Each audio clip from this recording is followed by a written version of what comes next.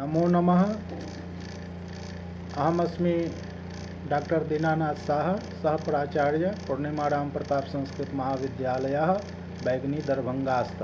वो छात्राः गतकक्षायां मया पुराणस्य ऐतिहासिकं महत्त्वं प्रतिपादितम्। सम्प्रति अहं पुराणस्य सांस्कृतिकं महत्त्वं प्रस्तौमि। भवन्तः सर्वे जानन्ति एव पुराणग्रन्थाः अस्माकं वाङ्मयस्य, संस्कृतवाङ्मयस्य विश्वकोशः रूपेण विद्यमानाः वर्तन्ते। तेषां सांस्कृतिकं महत्त्वमपि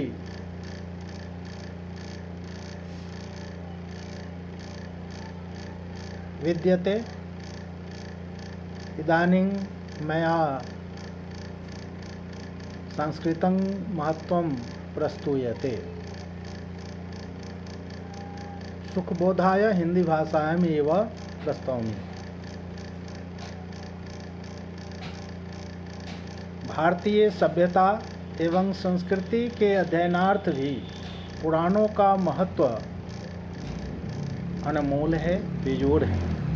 पुराणों का वास्तविक उद्देश्य वेदों के जटिल एवं दार्शनिक उपदेशों को ऐतिहासिक तथ्यों तथा उपाख्यानों के माध्यम से लोकप्रिय बनाना था। अतः हिंदू धर्म भी अपनी पूर्ण विकसित अवस्था में प्रतिबिंबित हुआ है।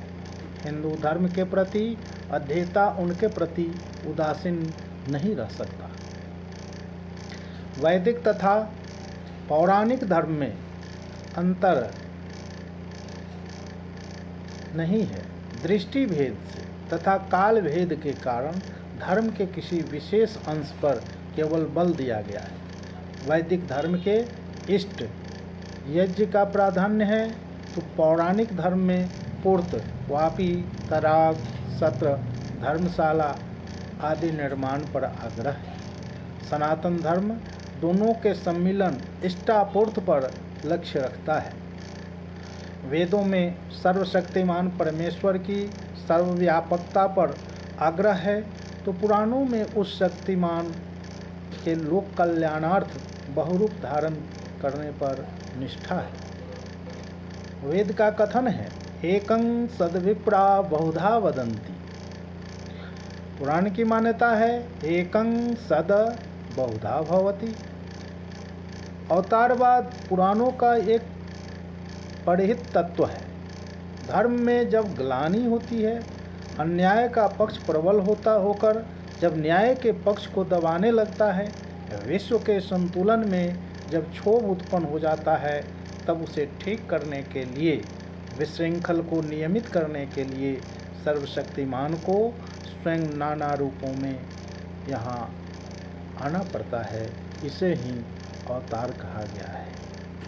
अवतारों की संख्या 20 मानी गई है और इसे घटाकर 10 तक सीमित कर दी गई है। इसमें राम तथा कृष्ण के लोकोत्तर शौर्य तथा सौंदर्य के प्रति पुराणों की महती श्रद्धा है। इनकी उपासना भक्ति प्रवण चित्त से करना मानव का परम कर्तव्य है। पुराण में पंचदेवों की उपासना पर आग्रह है। ब्रह्मा, विष्णु, शिव, गणेश तथा सूर्य, ये समस्त देवता वैदिक ही हैं, पर इन देवताओं की पूजा पद्धति का विशेष हाथ पुराणों में दृष्टिगोचर होता है। आज हिंदू धर्म पुराणों की ही देन है। आज की संस्कृति का रूप पुराण के चिंतन और अनुशीलन के बिना यथार्थतः समझ में नहीं आ सकता। वेद के ऊपर श्रद्धा रखने वाला व्यक्ति पुराण के ऊपर आग्रह रखेगा ही, इसमें संदेह करने का स्थान नहीं। निष्कर्षतः कहा जा सकता है कि भारतीय धर्म तथा संस्कृति के स्वरूप को यथार्थतः जानने के लिए पुराण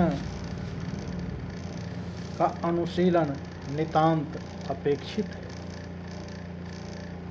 धार्मिक, सामाजिक, राजनैतिक तथा भौगोलिक आदि दृष्टियों से पुराण का विशिष्ट महत्व निहित है। वेद हमसे दूर हट गए, पुराण हमारे समीप हैं। इसीलिए पुराण का अध्ययन, अनुशीलन वर्तमान जगत में नितांत समुचित तथा उपयोगी है। इन पुराणों के रचयिता महर्षि व्यास का नाम लिया जाता है। साथ ही व्यास को वेद व्यास के रूप में भी स्मरण किया जाता है। निश्चित रूप से व्यास का संबंध वेद और पुराण से रहा है, इसलिए वेद की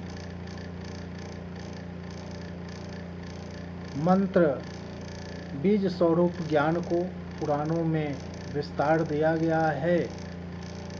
आवश्यकता है कि वैदिक सिद्धांतों का पुराणों के माध्यम से अध्ययन करें, अनुशीलन करें और तथ्य को प्राप्त करें। निश्चित रूप से वेदाध्ययन से, पुराण अध्ययन से मनुष्य जीवन के पुरुषार्थ चतुष्टय धर्म, अर्थ, काम और मोक्ष की सिद्धि हो सकती है। आवश्यकता है कि निर्देशानुसार उसका अनुपालन किया जाए। इसलिए छात्रों के लिए पुराण का अध्ययन करना आवश्यक है। आशा है अपने जीवन में पुराणों का अध्ययन करेंगे, वेदों का भी अध्ययन करेंगे। इन्हीं शुभकामनाओं के साथ आज मैं अपनी वाणी को विराम देता हूँ। ओम शम। धन्यवाद।